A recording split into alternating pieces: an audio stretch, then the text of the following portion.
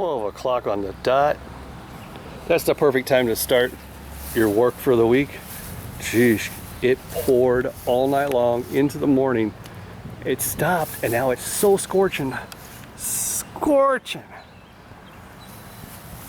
It's all drying up, but the ground is still saturated. But all the concrete looks good. I'm going to trim these bushes. Because I can do that. I can do that when it's super wet. Stick this in water on them. Oh yeah, lots of water. Look at all that water. So those are barberry bushes. They are very sticky.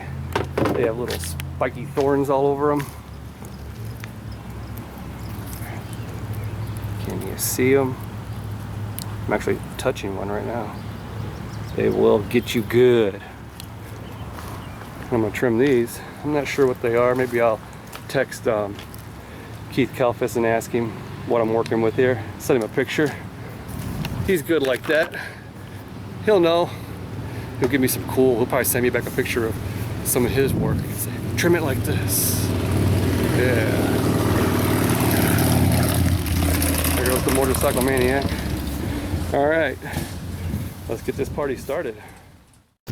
So when I run into a couple wild mongrels like this, I usually just start at the bottom. I go all the way around it to see what I'm working with. Is there one bush, two, or three?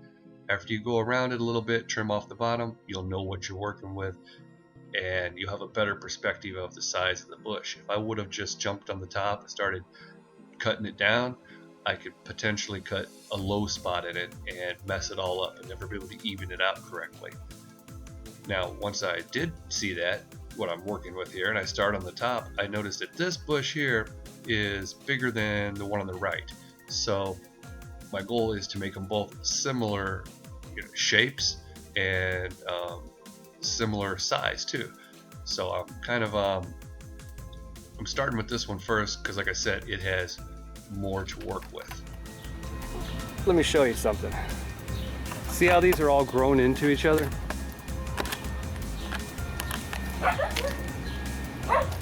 Like, they're all grown into each other. Probably, see, it wouldn't look right if you actually separated each one right now. And this one is its own thing here, and it's kind of cut this one kind of in half, pretty much. That looks like a separate one right here, and this is its own right here too. So really just to keep the flow, I'm just going to kind of try and make it all one big one, because it would look kind of gapped out, you know, like the chunks missing. I don't know. I'm not great at explaining myself. Hey.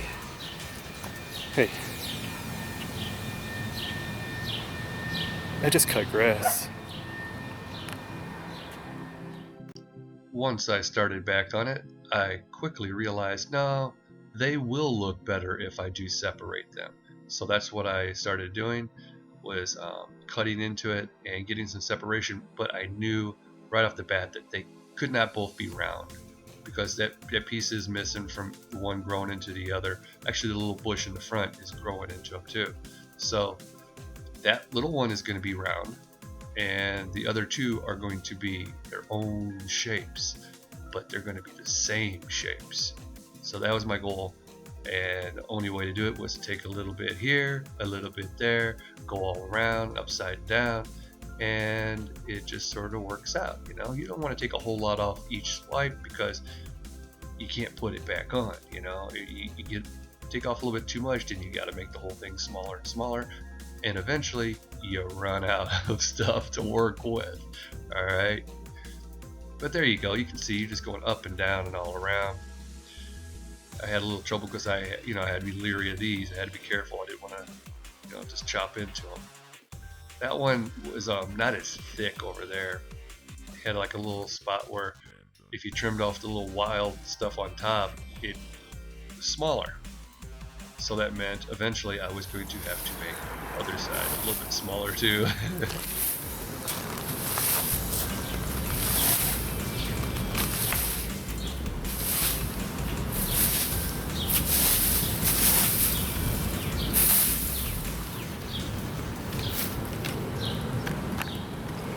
All right, that's just the first wave of many, I can tell already. This is gonna take more than a couple of minutes. Gotta wait for the lawns to dry out anyway. I actually got some separation. I went ahead and did it. You can see how it's dead from where they were just grown into each other, but they're separated now. We'll do the walk around. Look at all the clippings. I'm gonna blow it all off and get all this stuff out of here, and then I'll have to touch up a few little sprouts that pop up. But for the most part, big improvement, huh? Not bad for just a regular little lawn freak. Yeah, not bad. I don't know what I'm doing. I know these are barberry bushes. You go red barberry, purple barberry. There's all different, you know, whatever the color is, that's what it is. But when you take the color off and you trim it down to the green, see, if I cut all these little red pieces off, it'd be uneven though. You can't get down in there. So I just shape them up. Looks pretty good. All right. We'll cut this yard. Let's feel it.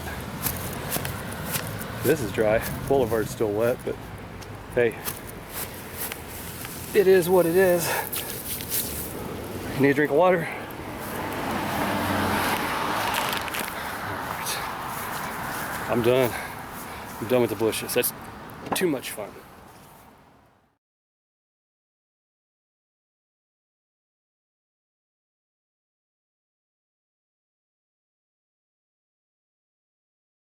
Let me show you one more thing about cutting after a rain. So it's dry, you're ready to go, the ground is saturated. I had to take the 36 off of the trailer, so I might as well just jump on it and go, right? No, I'm not even gonna take the chance. I'm gonna do it the hard way. I got the 21 inch off, and I could still feel it sinking even right here on the boulevard. So this is not, I'm not just gonna prep it and outline it with 21. I'm actually gonna mow it. And why? You see, with the 21, it still is leaving little mud stripes. Because look, when I trimmed, I had to go along here, it's all just soaking wet. Tires. Plus I blew all that stuff out from when after I trimmed the bushes. I blew it all out here. Now I might as well bag it too, but I do not want to even just leave like one tire right there with the 36, or the 48 would definitely sink in. It's pretty darn heavy, you know. Let me come over here where they've drove up in here with their car before, and it's down there, and that, you know, big mower, tear that stuff up. So if you got the time, which you should have the time, just be happy you're getting something done in a rain or right after a rain. You know, it will tear the yard up if you use the wrong piece of equipment. So just be happy you're getting one or two off the list, and trim some bushes, things like that. That's what I do, okay? Just happy I got something done. There are your 21 inch stripes. Look at that, don't be scared. Here are the bushes. Got some separation. Time to blow it off, collect, and roll. All right, freaks, still battling the wet lawns, but they're actually kind of dry. It's just the surrounding areas that are messed up. Still gotta blow it off.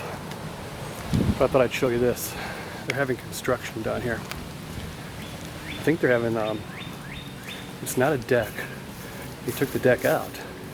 They're having like an extension, like another room added to their house.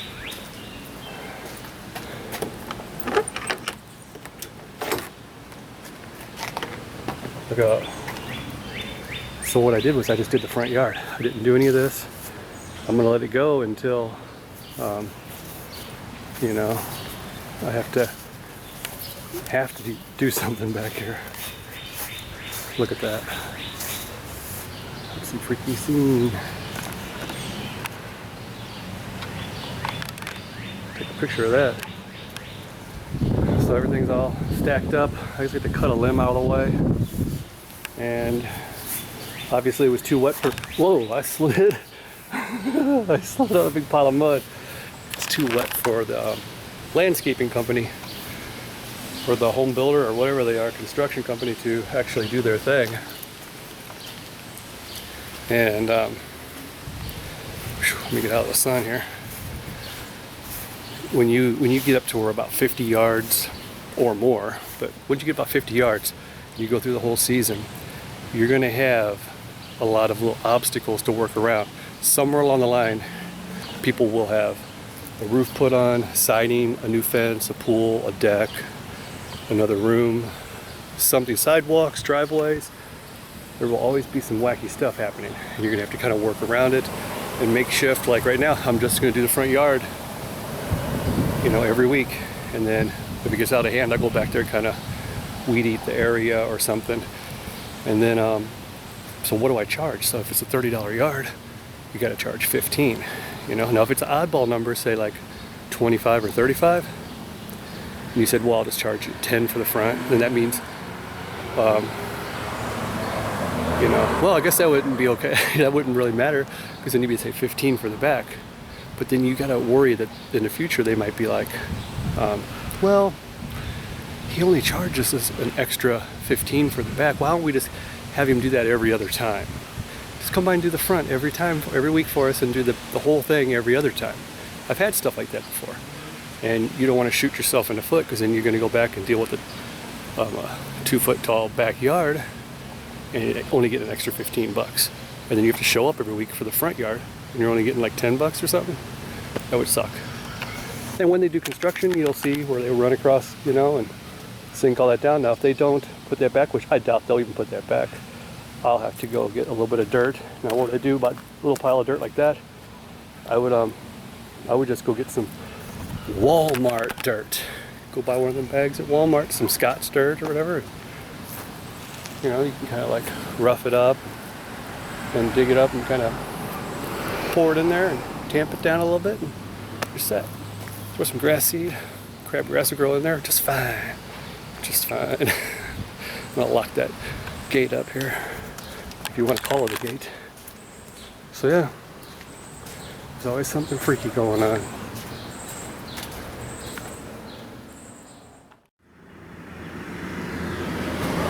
Alright, not sure if I've showed you this yard or not. I think I might have filmed it, but it was too windy. Now that guy's got a wheelbarrow over there. He's scooping up stuff out of the parking lot. You get some dude on a rowdy mower. Anyway, check the sky out. There's the sun behind the clouds. But the cloud is just right over top of it. See the blue skies? It goes all the way around like a ring, the blue sky, with this cloud. We used to have a lot of these, I mean, a few years ago. And then I haven't seen them for, 5 years. And now, that's the only type of rain we get. They're just one giant cloud, and you'll feel like a drop. It's just like pouring, but it's like a 3-minute pour, and then it's gone. Everything's just soaked, and they're just like one right after another, and then all of a sudden you'll get like an hour-long one, but then it comes right out with a scorching sun right afterward. Freaky. Another thing about this yard is it's one of the rare ones that I pull in the driveway, because look how huge the driveway is. I can pull it in here and they can still get around. And the reason I do it is because that is a deadly street to park on. Or my option would be park 3 houses down around the corner, and then I would get ripped off. Or be walking back and forth for stuff. So you don't want to do that. Anyway, when I took over this yard, the landscape was like all jacked up. They're home, I don't want to walk over there. So I heard them coming out. Sheesh.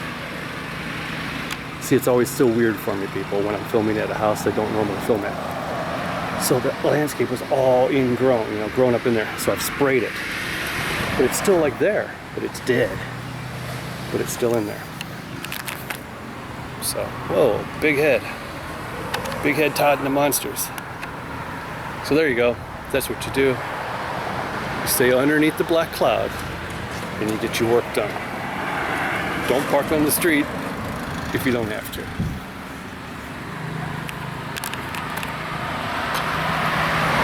That guy's working harder than I am.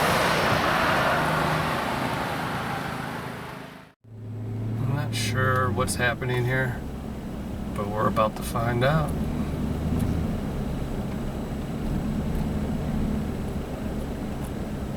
Oh, this is cool. Let's see what it is. It's a torch run.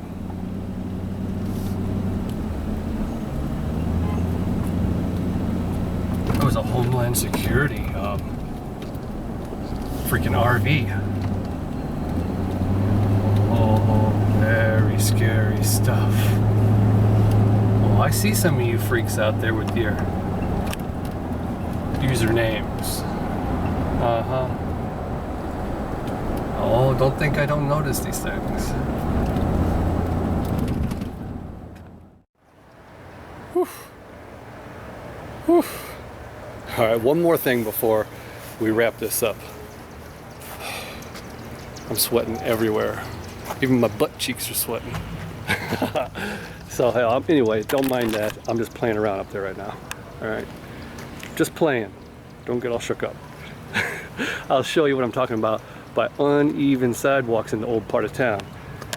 You're gonna edge it, right? You're gonna keep the groove in your groove. You're gonna go along, do. Boom, what do you got going on? This is shifted over here. This is over here. That's the concrete, and there's the sidewalk, right? All right, well, let's just follow that along. Oh no, it went back. And it continues on. Bloop, bloop, a little spot right here and there. Little imperfections like that. What you have to do is whatever you want to do. Whatever you can do. Make the best of a funky situation. That's what I'm doing up there in the landscape right now. I'm making the best of a funky situation.